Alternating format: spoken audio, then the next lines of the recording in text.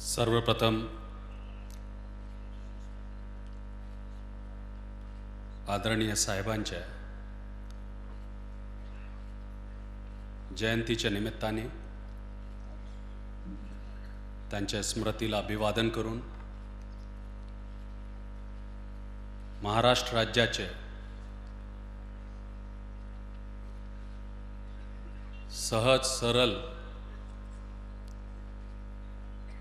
अभ्यासू आणि विवेकशील मुख्यमंत्री आदरणीय देवेंद्रजी फडणवीस साहेब, भारतीय जनता पार्टीचे ज्येष्ठ नेते आदरणीय फुंडकर साहेब, आदरणीय जानकर साहेब, महाराष्ट्र राज्याचे राज्यमंत्री आदरणीय दिलीपरावजी कांबळे साहेब, शिवसंग्रामचे अध्यक्ष आदरणीय विनायक मेटे साहेब, आदरणीय प्रीतमताई, आदरणीय यशस्वीताई आणि आमचे बहीण पंकजाताई, आपल्याला सगळ्यांना माझं प्रेमपूर्वक अभिवादन। एक दिवशी मी एक विचार करत होतो आणि ते विचार करता करता जीवन काय असतं हे प्रश्न माझ्या समोर आला। जीवन काय असतं हे प्रश्न माझ्या समोर आल्याबरोबर माझ्या मनानेच उत्तर दिलं, जीवन म्हणजे संघर्ष असतो। मी मानलं की जीवन एक संघर्ष असतो, जीवन हा संघर्ष आहे, पण या संघर्षाला जर जिवंत रूपात पाहायचं असेल तर कुठं पाहावं आणि कुठं बघावं?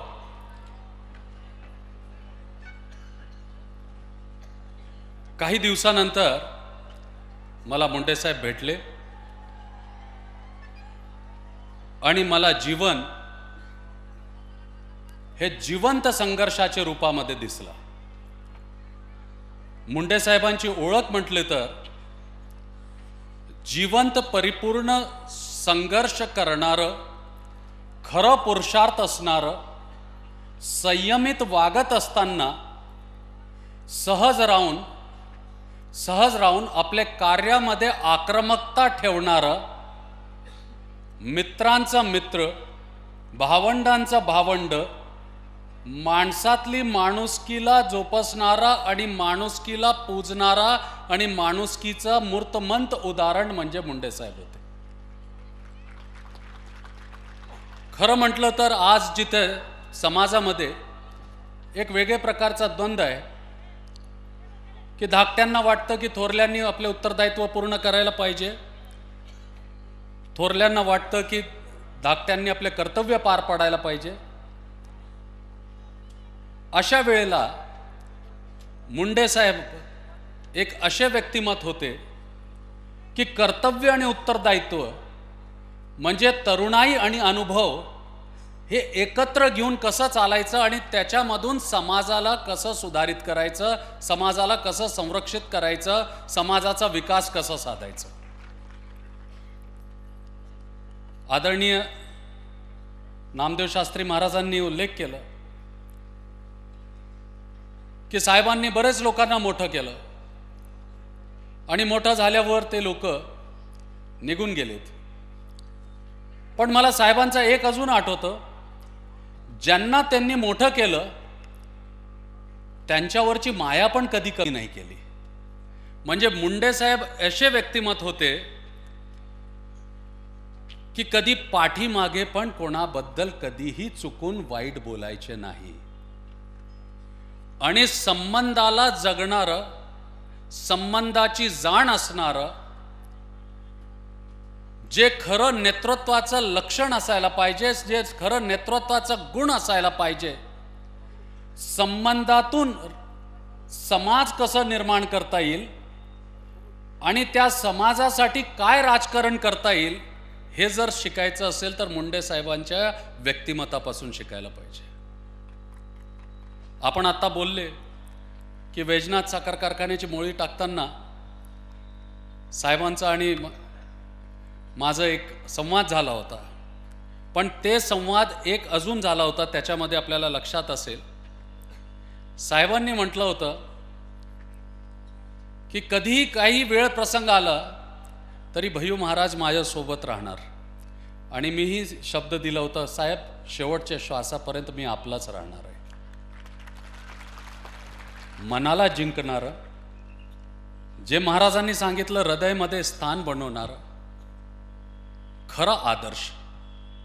समाजामध्ये आज जे काही द्वंद्व आहे आणि समाजामध्ये जे असंतुलन आहे ना, त्याचं मूल कारण काय आहे? एक आदर्शाचा द्वंद्व सुरू आहे.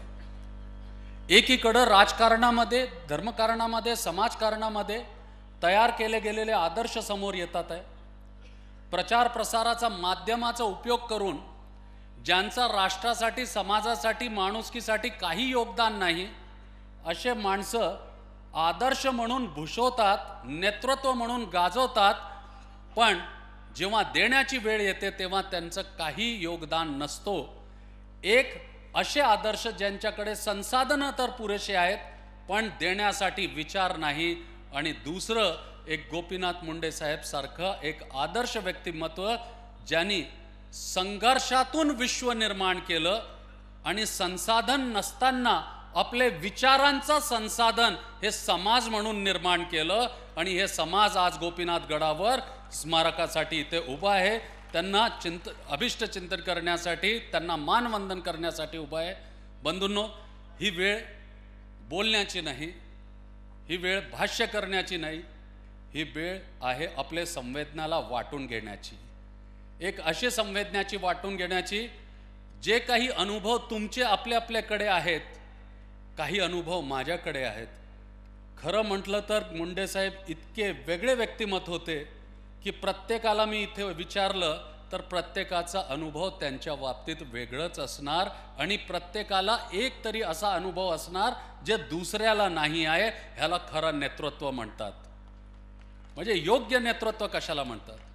हे सगळ्यांना घेऊन एकत्र चालण्याची वृत्ती, माफ करण्याची ताकद, माफ करण्याची ताकद, सामावून घेण्याची ताकद, त्याग करण्याची ताकद, पुरुषार्थाची ताकद, संघर्षाची ताकद, आणि त्याचप्रमाणे लढा देत असताना आपले हक्क कसे घ्यायचे आणि अधिकारासाठी कसं जागा व्हायचं हे सांगण्याची पण ताकद हे मुंडे साहेबांमध्ये होती.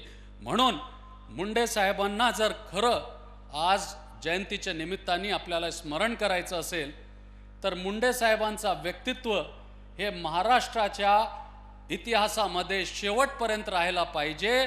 म्हणून मुंडे साहेबांच्या जयंतीला एक विशेष महाराष्ट्राच्या शासनाने एक विशेष दिवस म्हणून घोषित करावं, ही मी विनंती करून माझे 2 शब्द संपवतो. जय हिंद, जय धर्म.